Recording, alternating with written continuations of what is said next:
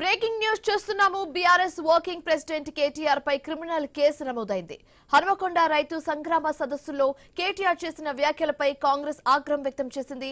Rahul Gandhi CM Revanth రెడ్డిపై చేసిన వ్యాఖ్యలపై అభ్యంతరం వ్యక్తం చేశారు. సుబేదారి పిఎస్లో కేటీఆర్ పై ఎమ్మెల్యే నైని రాజేందర్ రెడ్డి ఫిర్యాదు చేశారు. దీంతో కేటీఆర్ పై బిఎన్ఎస్ యాక్ట్ లోని 504 సెక్షన్ 505 కింద క్రిమినల్ కేసు నమోదు చేశారు.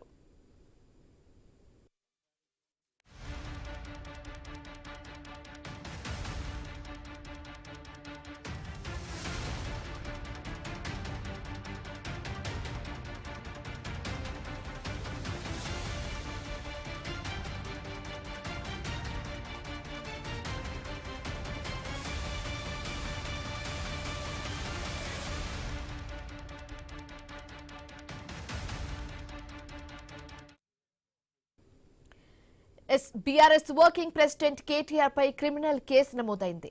నిన్న హనుమకొండ రైతు సంగ్రామ సదస్సులో కేటీఆర్ కాంగ్రెస్ ప్రభుత్వం మీద అండ్ అలాగే రాహుల్ గాంధీ సీఎం రేవంత్ రెడ్డి మీద కొన్ని వ్యాఖ్యలు చేయడం జరిగింది. ఇప్పుడు ఆ వ్యాఖ్యలని కాంగ్రెస్ పార్టీ చాలా సీరియస్ గా తీసుకున్నట్లు తెలుస్తుంది.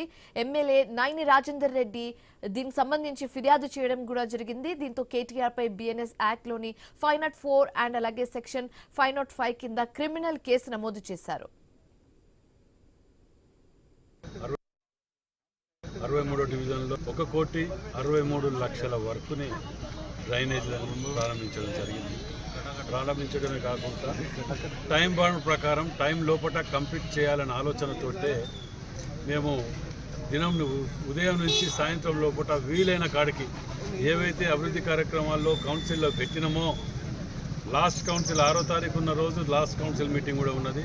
అందులో కూడా సుమారు ఇంకా ఈ నియోజకవర్గానికి 10 నుంచి 12 కోట్ల రూపాయల నగదు ఇవి మేము పెట్టడం జరుగుతుంది.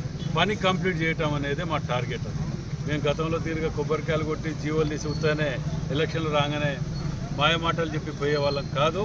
సమస్య ఎక్కడుంటే ఆ సమస్య దగ్గరికే పోయేవాళ్ళం, సమస్యను చూసి పారిపోయే వాళ్ళం కాదు అనేది మా చిత్తశుద్ధి ఏందో కాజుపేట మీద మేము చేసిన అభివృద్ధి ఏంటిదో కళ్ళకు కొట్టొచ్చినట్టు ఇలా అవపడుతున్నది.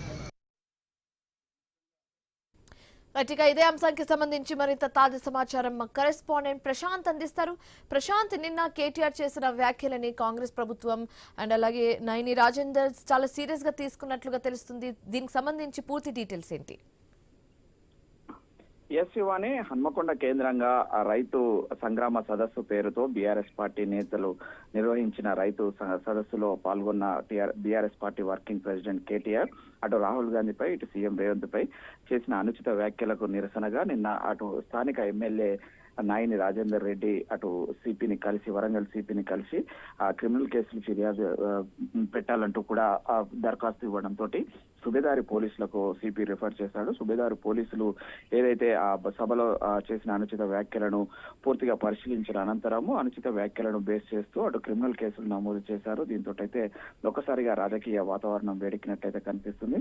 ఇప్పటికే ఇటు వరంగల్ కేంద్రంగా రైతులను ప్రసన్నం చేసుకోవడానికి కాంగ్రెస్ బీఆర్ఎస్ నేతలు పోటాపోటీ సదస్సులు మేళాలు పెడుతున్న తరుణంలోనే ఇటు ఒకవైపు రాజకీయ వేడి ఎక్కితే అటు రైతు సంగ్రామ సదస్సులో పాల్గొని రైతులకు కాంగ్రెస్ పార్టీ మోసం చేసిందంటూ రైతులను దగా చేసిందంటూ కూడా కేటీఆర్ వ్యాఖ్యానించడమే కాకుండా 2022లో ఢిల్లీ నుంచి వచ్చిన రాహుల్ గాంధీ రైతు డిక్లరేషన్ పేరుతోటి రైతులను దగా చేశాడు. దగా చేసిన రాహుల్ గాంధీ ఎక్కడ సచ్చావు అంటూ కూడా అటు అనుచిత వ్యాఖ్యలు చేయడాన్ని స్థానిక పశ్చిమ ఎమ్మెల్యే నాయని రాజేందర్ రెడ్డి తీవ్రంగా ఖండించడమే కాకుండా ఇటు ఒక జాతీయ స్థాయి నాయకుడిని పట్టుకుని ఇలా అనుచిత వ్యాఖ్యలు చేయడము రాజకీయాలలో తగదంటూ అతని పైన ఖచ్చితంగా క్రిమినల్ కేసులు బనాయించాలంటూ వరంగల్ సిపి